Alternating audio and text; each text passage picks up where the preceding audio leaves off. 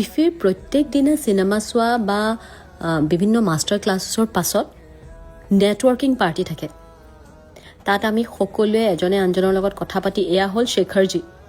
ৰাতিলৈ আকৌ আমাৰ ৰিপৰ্ট কৰিব লাগিব যে আমি দিনটো মানে ষ্টেৰিং কমিটিসকলে কি কি কৰিলোঁ। তাৰপিছত সকলোৱে মিলি খোৱা বোৱা। ইয়াত প্ৰথমবাৰৰ বাবে বুটৰ দাইল আৰু মটৰৰ পায়স দেখিলোঁ। তাৰপিছত এয়া কুলফি ফালুদা। মই বোলো এইটো আজি শিকিয়ে ল'ম। বহুত সময় থিয় হৈ থাকিলোঁ যদিও ইমান বস্তু দিছে নহয় এটাৰ পিছত এইটো যে ঘৰত বনোৱা সম্ভৱ নহয় আৰু। ওপৰত এইটো কিবা জেলিও দি দিলে। তাৰে গ্লাছ এটা লৈ দেখিলোঁ তাৰ লোকেল এই আমাৰ যে পিঠা ধৰক চাউল, এইটো চাউল আৰু কিবা এটা দি নাৰিকল আৰু কিবা কিবি দিছে। এইটো আকৌ ৰাগী আৰু নাৰিকলৰ ৰস। আটাইকেইটা লৈ বহি ল'লোঁ। মোৰ সদায় ক'ৰবাত খাবলৈ গ'লে মানে ভাত মাছ মাংসতকৈ মিঠা কি কি আছে সেইটোৰ প্ৰতি বেছি লোভ। মটৰৰ ঘুগুনি খাই পাইছোঁ, কিন্তু আজি মটৰৰ পায়স খালোঁ।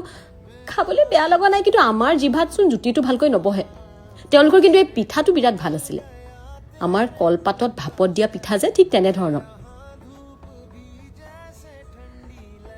আৰু কুলফি ফালুদাটো যে কেনেকুৱা ভাল হৈছে। আপোনালোকে সেই তেওঁলোকৰ পিঠা জাতীয়টো কেতিয়াবা গ'লে খাবচোন।